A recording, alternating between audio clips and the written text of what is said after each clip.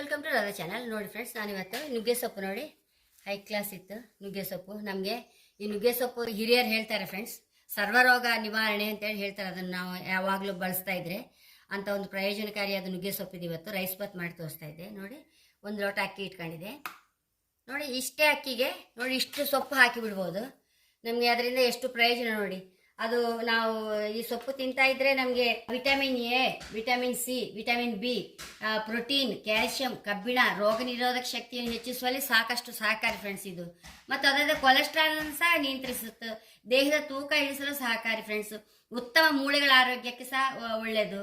Cancer ಕಾಯಿಲೆಗೆ ನಿವಾರಣೆಗೂ ಒಳ್ಳೆಯದು. ಕಣ್ಣಿನ ದೃಷ್ಟಿ ಅಂತೂ ಸದಾ ಕಾಲ ಚೆನ್ನಾಗಿರುತ್ತದೆ ಫ್ರೆಂಡ್ಸ್. ಸಕ್ಕರೆ ಕಾಯಿಲೆ ನಿಯಂತ್ರಿಸುತ್ತದೆ. ಅದಕ್ಕೆ ಹೇಳುದು ಫ್ರೆಂಡ್ಸ್ ಹಿರಿಯರು ಸರ್ವರೋಗ ನಿವಾರಣೆ ಹೇಳುದು ಅದಕ್ಕೆ ಏನು ಫ್ರೆಂಡ್ಸ್.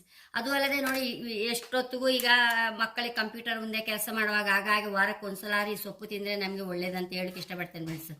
ಈಗಂತೂ ಹುಟ್ಟಿದ ಮಕ್ಕಳಿಗೆ 5 ವರ್ಷ 6 ವರ್ಷ ಬರುವಾಗಲೇ ಕನ್ನಡಕ ಬರ್ತದೆ. ಅದು ಯಾಕಂದರೆ ನೋಡಿ, ಬಸ್ರೇರು ಇರುವಾಗಲೇ ಪಾಪ ಹುಡುಗರು ಸಂಪಾದನೆ ಮಾಡಿದೆ. ಈಗಂತೂ ಕಂಪ್ಯೂಟರ್ ಮುಂದೆ ಕೂತಿರ್ತಾರೆ ನೋಡಿ. ಅದೆಲ್ಲ ರೇಡಿಯೇಷನ್ ಎಲ್ಲ ಮಗುವಿನ ಕಣ್ಣಿಗೆ ಸಹ ಹೋಗಿ ಏನು ಬಹುಶಃ ಈಗೆಲ್ಲ ಹುಟ್ಟಿದ ಮಕ್ಕಳಿಗೆ ಸಹ ಒಂದು 5-6 ವರ್ಷ ಬುದ್ಧಿ ಬರ್ಕಾರೆ ಕನ್ನಡಕ ಬಂದಾಗಿರ್ತದೆ.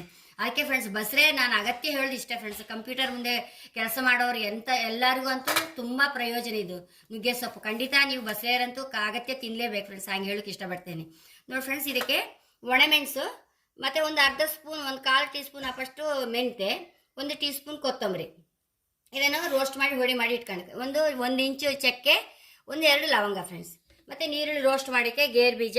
ನಾನು ಈಗಂತೂ ನಮಗೆ ಎಲ್ಲರ ಹತ್ರ ಮಾವಿನಕಾಯಿ ಇರ್ತದಲ್ಲ, ಅದಕ್ಕೆ ಟೊಮೆಟೊ ಬದಲಿಗೆ ಮಾವಿನಕಾಯಿ ತುರಿ ಹಾಕಂತ ಇದ್ದೆ ಫ್ರೆಂಡ್ಸ್. ಮತ್ತು ಬೆಳ್ಳುಳ್ಳಿ ಒಂದು ಸ್ವಲ್ಪ. ಇದೆಲ್ಲ ಬೇಕಾದ್ರೆ ಹಾಕೊಳ್ಬೋದು, ಬೇಡದ್ರೆ ಬಿಡ್ಬೋದು. ಅಂತ ಔಷಧಿ ವಸ್ತುಗಳೆಲ್ಲ ಹಾಕಿಬಿಟ್ರೆ ಅದರಿಂದ ಏನು ಪಲಾವ್ಗಂತೂ ಅಗತ್ಯ. ಬೆಳ್ಳುಳ್ಳಿ ಹಾಕಿದ್ರಿಂದ ಏನು ತೊಂದರೆ ಇಲ್ಲ. ಅದಕ್ಕೆ ನಾನು ಹಾಕಿಬಿಡ್ತಾ ಇದ್ದೆ. ಹಾಕಿದ್ರು ನಡೀತದೆ ಫ್ರೆಂಡ್ಸ್. ಹಾಗೆ ಇದನ್ನೀಗ ಮಾಡಿ ತೋರಿಸ್ತೇನೆ ನಾನು. ನೋಡಿ ಫ್ರೆಂಡ್ಸ್, 1-2 ಚಮಚ ತುಪ್ಪ ಹಾಕೊಂಬ.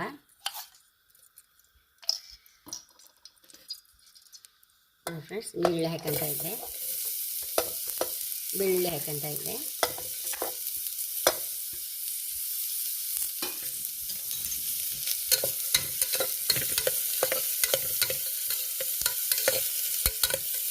ಫಸ್ಟು ಮೆಂತ್ಯ ಒಂಚೂರು ಹುರ್ಕೊಂಡು, ಕಡೆ ಮೆಣಸು ಹಾಕ್ಕೊಂಡು, ಕೊತ್ತಂಬರಿ, ಲವಂಗ, ಚಕ್ಕೆ ಹಾಕ್ಕೊಂಡು ಬೇವಿನೆಲ್ಲ ಬೇವಿನೆಲ್ಲ ಹಾಕಿ ಹುರಿದು ಹೊಡಿ ಮಾಡಿ ಇಟ್ಕೊಳ್ಬೇಕು. ಹಾಗೆ ನಾನು ಫ್ರೆಂಡ್ಸ್ ಹೊಡಿ ಮಾಡಿ ಇಟ್ಕೊಂಡಿದ್ದೆ. ಸ್ವಲ್ಪ ಜಾಸ್ತಿ ಹೊಡಿ ಮಾಡಿ ಇಟ್ಕೊಂಡ್ರೆ ನಮ್ಗೆ ಯಾವಾಗ ಬೇಕಾದ್ರೆ ರೈಸ್ ಬಾತ್ ಮಾಡ್ಕೊಳ್ಬೋದಲ್ಲ.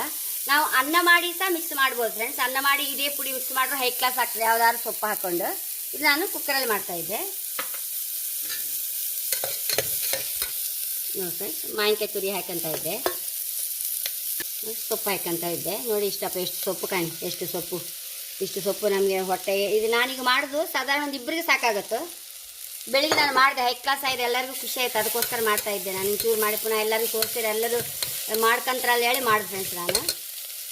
ನೋಡಿ ಫ್ರೆಂಡ್ಸ್, ಈ ಲೋಟ ಅಕ್ಕಿ ಇತ್ತಲ್ಲ, ಇದನ್ನು ಸುರಿಗೆ ನೆನೆಸ್ಕೊಂಡು ಅಷ್ಟೇ ಅಕ್ಕಿದು ಮಾಡೋದು ನಾನು. ನೋಡಿ, ಇದನ್ನು ಕಾಯ್ಕೊಂತ ಇದ್ದೆ.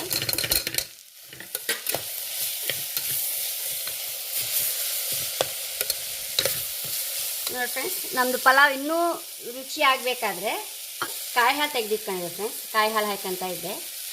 ನೋಡಿ, 1, 2, 2.5 ಹಾಕಂತ ಇದ್ದೆ ಫ್ರೆಂಡ್ಸ್ ನಾನು.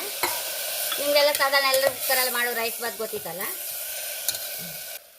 ನೋಡಿ ಫ್ರೆಂಡ್ಸ್, ಅರ್ಧ ಟೀ ಸ್ಪೂನು ಹುಡಿ ಹಾಕಂತ ಇದ್ದೆ.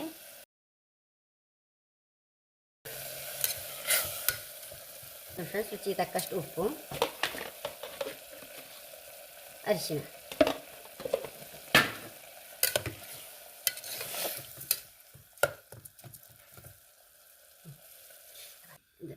ಲಿಡ್ ಮುಚ್ಚುತ್ತಾ ಇದ್ದೆ. ನೋಡಿ, ವೆಯ್ಟ್ ಮುಚ್ಚಿ ಖಾಲಿ 20 ನಿಮಿಷ ಬಿಟ್ಟರೆ ಸಾಕು. ಸಣ್ಣ ಬೆಂಕಿಯಲ್ಲಿ 20 ನಿಮಿಷ ರೈಸ್ ಬಾತ್ ರೆಡಿ ಫ್ರೆಂಡ್ಸ್. 10 ನಿಮಿಷ ಆಯಿತು. ಓಪನ್ ಮಾಡೋ ಕುಕ್ಕರ್ ಒಂದ್ಸಲ ಮುಚ್ಕೊಂಡ ಬೌಲ್ ಟ್ರಾನ್ಸ್ಫರ್ ಮಾಡೋದನ್ನು.